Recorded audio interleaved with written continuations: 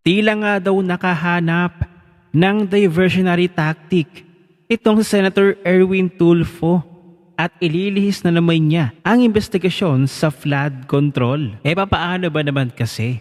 Yung lindol na nangyari doon sa Mindanao, abay tututukan daw ng kanyang blue ribbon dahil na posibleng may anomalya sa mga nasirang infrastruktura doon sa Mindanao. Kamakailan nga ay bumisita ang 4 na senador, ang Gatchalian Bloc, na Senator Win Gatchalian, Senator Erwin Tulfo, Senator J.F. Ejercito at Zubiri. Binigyan din ng mga senador ang pangangailangang suriin ang kalidad ng mga infrastrukturang gumuho doon o napinsala sa kalamidad. Abay ayon daw kay Gatchalian, nakababahala daw ang mabilis na pagkasira ng ilang bagong proyekto. Ito ang sabi ni Gatchalian.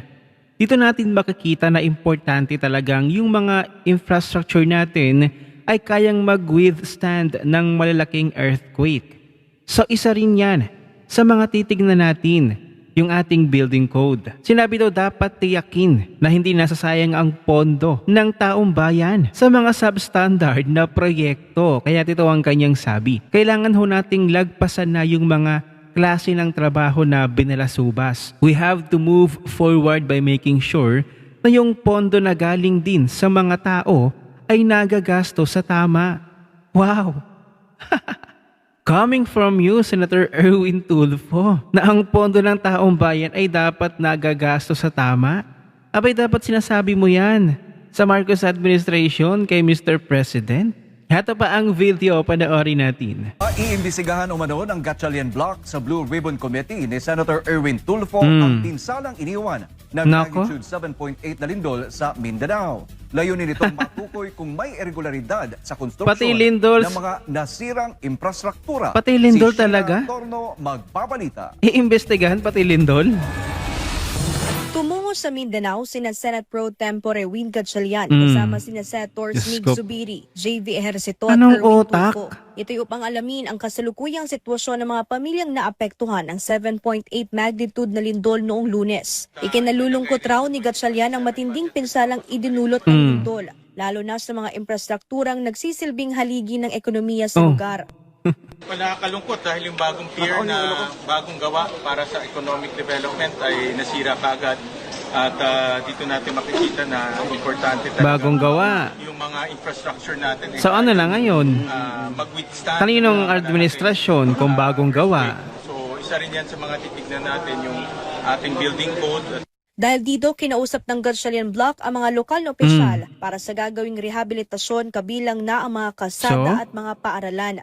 Mas importante para sa atin yung rehabilitation Ay, phase. Lalo na nabanggit si Ejercito. yung mga basic infrastructure. Kaya nga kinausap namin sila governor, sila mayor, lalo na yung mga tulay. Yung tulay, kalsada, yung government infrastructure, relocation, yung mga... Hindi nila alam ang lindol, ano? Nasira.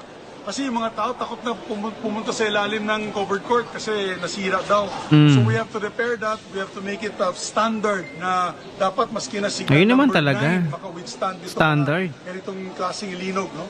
Ipinunto pa ni Zubiri na sa harap ng ganitong kalamidad ay nararapat munang isantabi ang isyu ng politika. Oh, talaga naman. Ito upang magkaisaan niyang lahat sa pagtulong at pagbangon ng mga apektadong komunidad. Lahat kami siguro nagkakaisa dito. Walang politika dito. Majority, minority man, anong grupo man yan, lahat kami nagkakaisa para makabigay po kami ng tulong sa ating mga kababayan sa Mindanao. Naniniwala naman si Tulfo na kailangang repasuhin ang kalidad ng mga infrastrukturang pinondohan ng gobyerno. Dapat anyang maiwasan ng mga substandard na proyekto tama at naman. mga ghost project. Dahil dito ay minongkahin niyang imbestigahan ng Blue Ribbon Committee na siya ang chairperson ang kalidad ng mga nasirang infrastruktura. Diyos ko po. Kailangan natin lagpasan na yung mga klase ng trabaho na binalasubas. Oh. Move forward by making sure na yung pondo na galing din sa mga tao nagagasa sa tama. Ay. Kasi may mga dadaanan kami, may mga school na medyo tinamaan. Meron din naman mga school na Coming from him na? matibay. So parang anong difference? May standard yan eh. So depende siguro sa contractors. Gayunpaman, nagpaabot ng 2.5 million pesos na tulong pinansyal ang Gatchalian Bloc sa General Santos City 2.5 million lang? ng Sarangani. Nauna na ring sinabi ng grupo Napakababa na handa naman. nilang ibigay ang kanilang isang buwang sweldo bilang ayuda sa mga naapektuhan ng lindol. Para sa Diyos at sa Pilipinas kong mahal. Ito si Sheena Torno, Hmm. SMNI News. Hindi makatarungan, 2.5 million lamang. Diyos ko po. At ito may papanood ako sa inyong video sa paano ito magagawa ng paraan na investigasyon na Senator Erwin sa kanyang Blue Ribbon na iimbestigahan daw niya ang Mindanao sa mga paglindol nito. Eto, panoorin natin. Oh. Wasak, di ba? Wasak. Hmm. Tamaan talaga kami sa Oh. fault line. Oh, nasa fault line daw. Tinamaan. Yung apartment namin. Hmm. Talagang Okay lang. biyak ang lupa eh. Wala tayong magawa eh. Kasi giman sila. Oh, tungkol di ba? sa sabi ko, nag-dislocate tong pintuan. Oh, sa paano yan iimbestigahan ni Erwin Tulfo?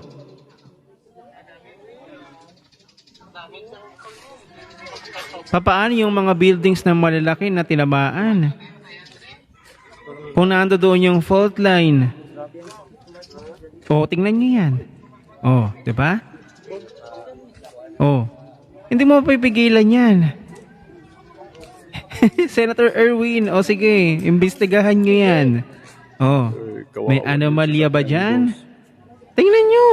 Sa loob. Oh. Pader na yun, ha? Fault line. Fault line nga, sabi dun sa video. Paglinog, naapagig ko dire nga side. Naglibog ko kung asa ko mudagan. Eh kung mudagan ko, Oh, ayan. kaunan ko aning lupa. Eh, Sirang-sira ang lupa.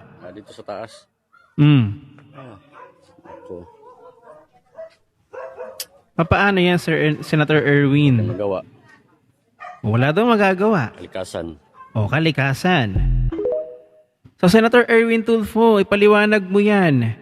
Ito ang iyong iimbestigahan. Paano yung building, halimbawa yung school building nasa gitna ng fault line, natamaan ng pagbiyak, kahit pag-aano katibay ang mga materyales doon, ang mga infrastruktura, hindi tinipid ang mga materyales sa paggamit. Kahit pag-aano katibay ang building na yan o kung ano pa man na nakatayo dyan. Kung talagang tatamaan niya ng lindol at bibiyak ang lupa, hindi mo mapipigilan ang pagbiyak ng lupa na yan.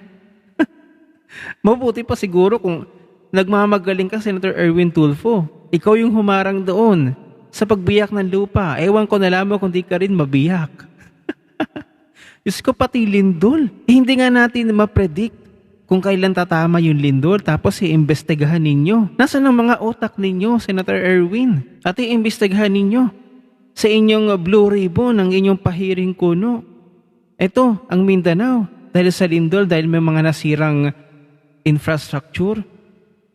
Mabuti sana kung dahil sa baha, sa ulan lamang, sa kaunting ulan o baha, kaya nasira ang mga infrastructure doon, ay hindi naman eh. Lindol yung nangyari. Kasalanan ba ng taong bayan na lumindol doon? Ginusto ba? Ito pa ang komento ng isang netizen ang sabi niya, then invite the 7.8 magnitude earthquake to the Senate para magkaalaman. Oh, di ba? Pati ang mga netizens ay tawang-tawa sa iyo, Senator Erwin. Pati lindol ay iimbestigahan mo. At baka daw may mga anomalya doon sa infrastructure, sa mga building doon sa Mindanao. Diyos ko po. Pag-aaksaya ng oras, panahon, pondo na naman yan, Senator Erwin. Hindi mo mapipigilan ang pagkasira ng mga building doon sa Mindanao kung nasa fault line. At napakalakas pa ng lindol, 7.8. Kaano pa katibay ang pagkakagawa niyan at hindi tinipid sa materyales. Kalikasan na yung may gawa ng pagkasira, abay iimbestigahan mo ang lindol. Sana inabangan mo ang lindol. Kaso nga hindi nga natin ma-predict kung kailan tatama ang lindol. Ang galing mo naman, Senator Erwin, at iimbestigahan mo. Abay ngayon yata ako nakakita sa Senado ng isang senador iimbitahan ng lindol. O kaya ngayon, ang taong bayan nag-iisip na diversionary tactic lang ang ginagawa ninyong Gatchalian Block para sa tunay na investigasyon na ginagawa ng Senator Marcoleta at Senate President Alan Peter Cayetano. Naku, itigil nyo yung investigasyon dyan. yung investigasyon sa lindol kuno dahil hindi ginusto ng Mindanao.